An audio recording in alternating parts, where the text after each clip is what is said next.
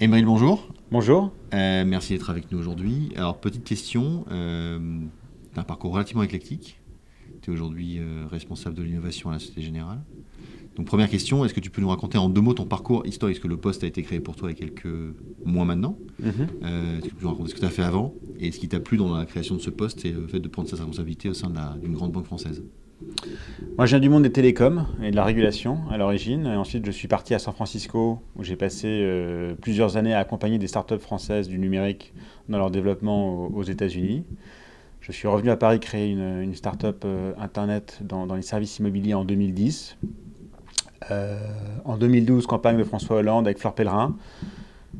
J'ai rejoint son cabinet comme conseiller innovation numérique pendant 2 ans. Et puis après un petit passage sur un projet avec 360 Capital Partners, j'ai rejoint Société Générale en septembre 2014 D'accord. auprès de Françoise Mercadal de la Salle, qui est en charge de l'innovation et des ressources au niveau groupe et qui est globalement chargée de la transformation digitale et culturelle, oserais-je dire, De la maison. de notre groupe pour accélérer notre transformation. Donc, l'idée de la création d'un poste comme ça, c'est effectivement d'anticiper la mutation digitale de la banque. C'est de la créer, de l'organiser, de la structurer, de se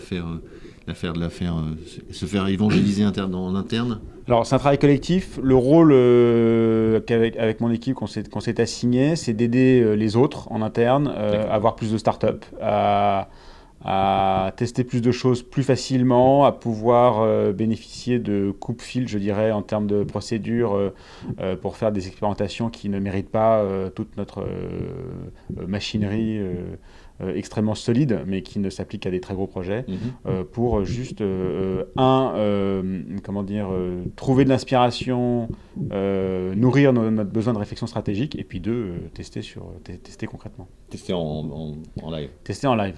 Ouais. Est-ce que ça préfigure un moment où la Société Générale pourrait demain faire comme Arkea, commencer à prendre des participations, créer des fonds d'investissement dédiés, au-delà de la partie culturelle, la partie aspiration de la culture qui semble être l'objectif initial? Société Générale prend déjà des participations dans des startups, acquiert des startups. De toute façon, c'était déjà dans son ADN.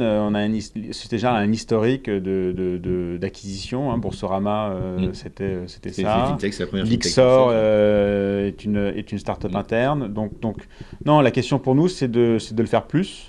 D'aller plus loin et d'arriver à consacrer du temps à des choses qui sont petites au regard de nos business aujourd'hui, mais qui construisent l'avenir. Oui, effectivement. Bordeaux FinTech, donc c'est la première fois que vous êtes partenaire de Bordeaux FinTech. Vous y cherchez quoi? Vous y venez pourquoi? Parce que on a beaucoup d'entrepreneurs, on a finalement assez peu de maisons institutionnelles comme la vôtre. Vous êtes la seule, la seule banque présente ici à être venue. Donc il y a une démarche un peu particulière. Et donc qu'est-ce que vous cherchez autour de ça?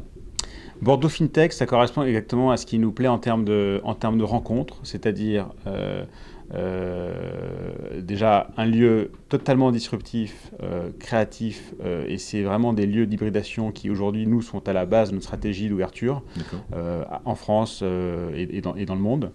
Avec Darwin. Deuxièmement, Bordeaux FinTech, c'est une conférence à taille humaine avec beaucoup d'entrepreneurs. Donc pour nous, c'est pouvoir générer le maximum de conversations informelles avec les entrepreneurs et leur donner envie de passer du temps avec nous. Voilà. Et pour leur donner envie, il faut être assez cash, je pense, sur notre ambition à nous d'ouverture. Et puis après, concrètement, être capable de les aider s'ils en ont besoin. D'accord, ok, ça paraît très clair. Merci beaucoup, Emeril. Merci, Guillaume. Et j'espère à l'année prochaine. À l'année prochaine. Merci.